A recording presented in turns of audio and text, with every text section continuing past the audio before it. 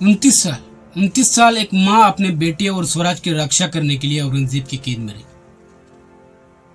अपनी पति की मृत्यु के बाद में स्वराज की जिम्मेदारी को कैसे पहचाना और कैसे स्वराज के हित में सोचते हुए अपने बेटे की जगह अपने देवर को राजगद्दी पर बिठाया।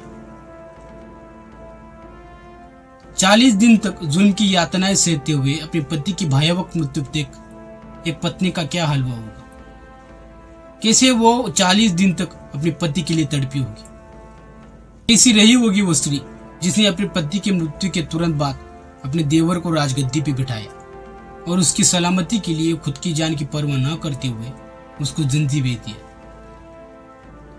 स्वराज की रक्षा करने के लिए औरंगजेब का ध्यान भटकाकर अपने नए राजा छत्रपति राम राज्य को जिंजी भेजकर खुद को और अपने बेटे को 29 साल तक मुगलों की कैद में रखा। अपनी पति की मृत्यु के बाद में पहाड़ जैसे दुख को पीछे छोड़ते हुए बिखरे हुए स्वराज को इकट्ठा करने में जुट गए। हम बात कर रहे हैं महारानी येसुबाई की, जिसने अपने पति जिंदा होने के बाद भी कुछ दिन विधवा बनकर गुजारा। हाँ, छत्रपति संभाजी महाराज जब आगरा से छूटकर स्वराज में आए तब यह अफवाह फैलाई गई कि छत्रपति संभाजी महाराज की मृत्यु हो गई। तब महारानी येसुबाई ने कुछ दिन विधवा बनकर गुजारा, जबकि सच्चाई को उनको पता नहीं था। नियमों के हिसाब से छत्रपति संभाजी महाराज की मृत्यु के बाद में उनके पुत्र छत्रपति शाहू महाराज को राजगद्दी पर बैठाना चाहिए था।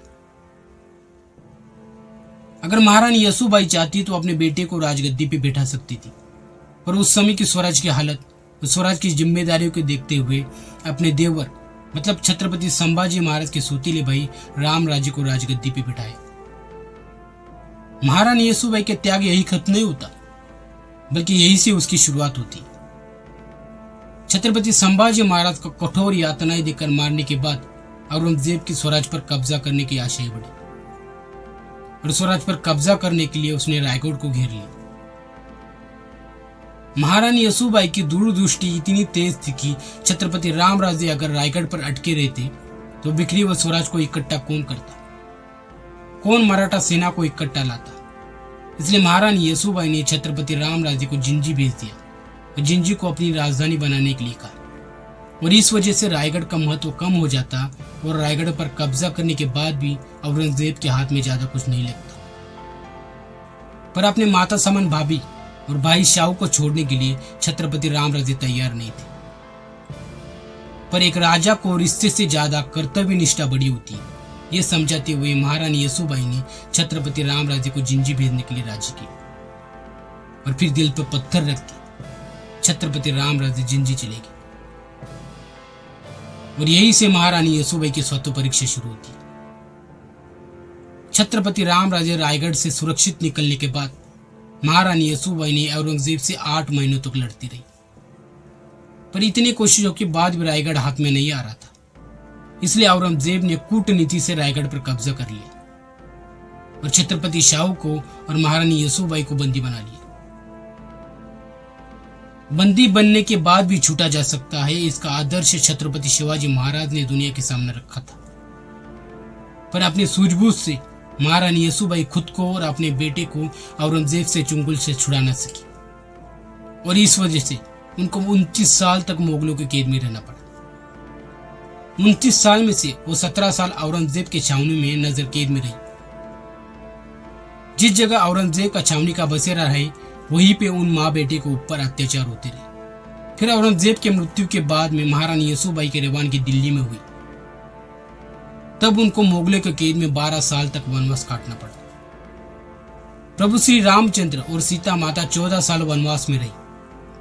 वो खुली हवा में सांस ले सकती थी, पर महारानी येसुबाई अपने पति के बिना 29 साल तक मुगलों के कैद में रही। सच में महारानी येसुबाई की कर्तव्य निष्ठा और त्याग का कोई तोड़ नहीं।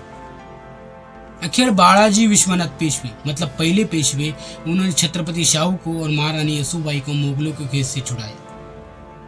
उनको छुड़ाने के लिए वो 1705 से मध्यस्थी कर रहे थे। मराठा साम्राज्य की अंतर्गत कूटनीति और आपसी झगड़ा, इस वजह से महारानी येसुबाई और छत्रपति शाहू महाराज को 29 साल तक मुगलों के कैद में रहना पड़ा। कल्पना कीजिए कि 1690 से लेकर 1719 तक महारानी येसुबाई और छत्रपति शाहू महाराज मुगलों के कैद में कैसे रहे होंगे। अपने आसपास परधर्मीय पुरुष, संपूर्ण वातावरण पर प्रांतीय। छत्रपति संभाजी महाराज का कठोर यातनाएं देखकर मारने वाला औरंगजेब ने उनके साथ कैसे सलूक किया होगा, उसके क्रूर वृत्ति का सामना उन्होंने कैसे किया होगा। धर्मांतरण और अपनी इज्जत के डर के साए में वो 29 साल कैसी रही होगी, कैसे अपने धर्म और अपनी इज्जत को 29 साल के संभाल के रखा होगा। इतने सालों में उनका मानसिक संतुलन कैसे नहीं बिगड़ा, ये सब सवाल आज भी किसी नारी के मन को झंझोड़ के रख देंगे।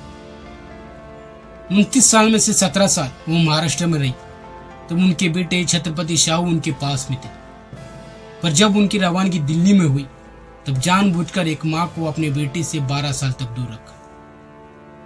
तब उनका मन का हाल क्या हुआ होगा। ऐसे अनगिनत सवालों का उनके मन में युद्ध चल रहा होगा।